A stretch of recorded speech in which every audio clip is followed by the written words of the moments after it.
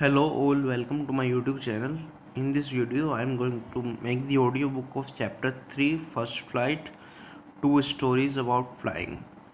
First is His First Flights by Liam O'Flaherty.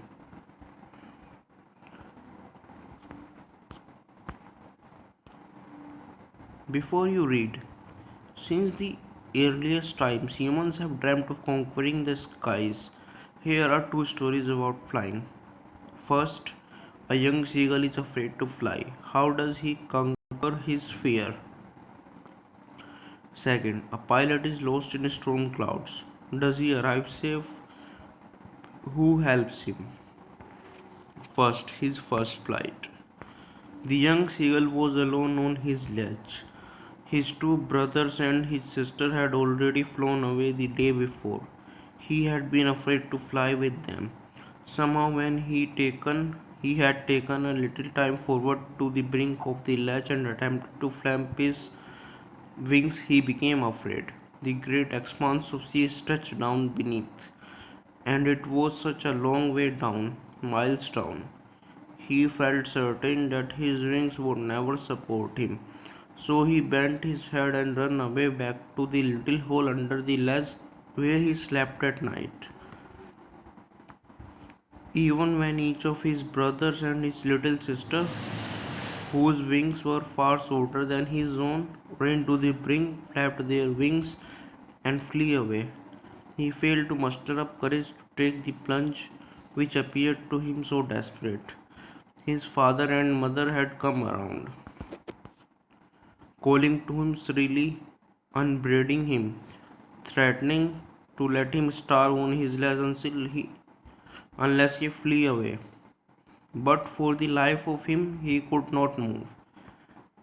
That was 24 hours ago.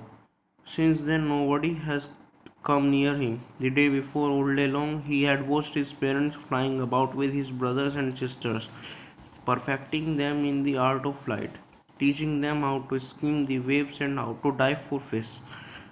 He had in fact seen his older brother catch his first herring and devour it, standing on a rock while his parents circled around, raising a proud cackle.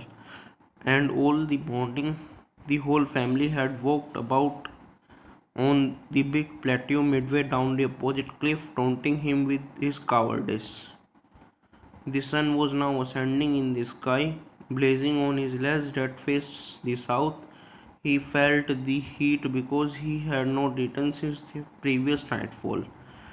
He stepped slowly out to the brink of the ledge and, standing on one leg with the other leg hidden under his wing, he closed one eye, then the other, and pretending to be falling asleep, still they took no notice of him. He saw his two brothers and his sister lying on the plateau, dozing with their heads sunk into their necks.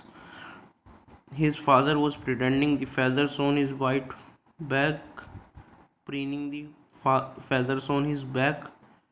Only his mother was looking at him.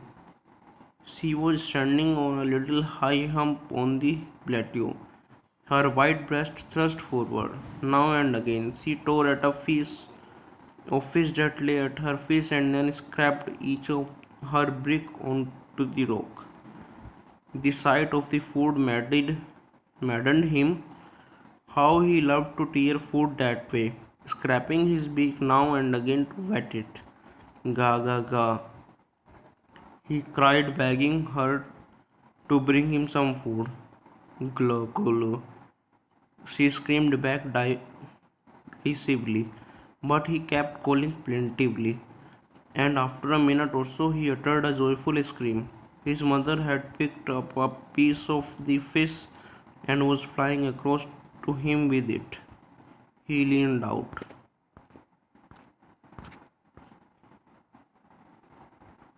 eagerly tapping the rock with his feet, trying to get nearer to her as she flew across. But when she was just opposite to him, she halted, her wings motionless, the piece of fish in her beak almost within reach of his beak. He waited a moment in surprise, wondering why she did not come nearer. and then, maddened by hunger, he dived at the fish. With a loud scream, he fell outward and downward into space. Then a monstrous terror seized him, and his heart stood still. He could hear nothing, but it only lasted a minute. The next moment, he fell, his wing spread outwards. The wing rushed against his breast feathers, then under his stomach and against his wings. He could feel the tips of his wings cutting through the air. He was not falling headlong now. He was soaring gradually downwards and outwards. He was no longer afraid. He just felt a bit dizzy. Then he flapped his wings once and he soared upwards. Ga ga ga, ga ga ga, ga ga. His mother swooped past him, her wings making a loud noise. He answered her with another scream. Then his feathers flew over him, screaming. He saw his two brothers and his sister flying around him, curveting and banking and soaring and diving. Then he completely forgot that he had not always been able to fly, and commanded himself to dive and soar and curve, shrieking shrilly. He was near the sea now, flying straight over it, facing straight out over this ocean. He saw a vast green sea beneath him, with little ridges moving over it, and he turned his beak sideways and cawed amusedly. His parents and his brothers and sisters had landed on the green flooring ahead of him. They were beckoning to him, calling shrilly. He dropped his legs to stand on the green sea.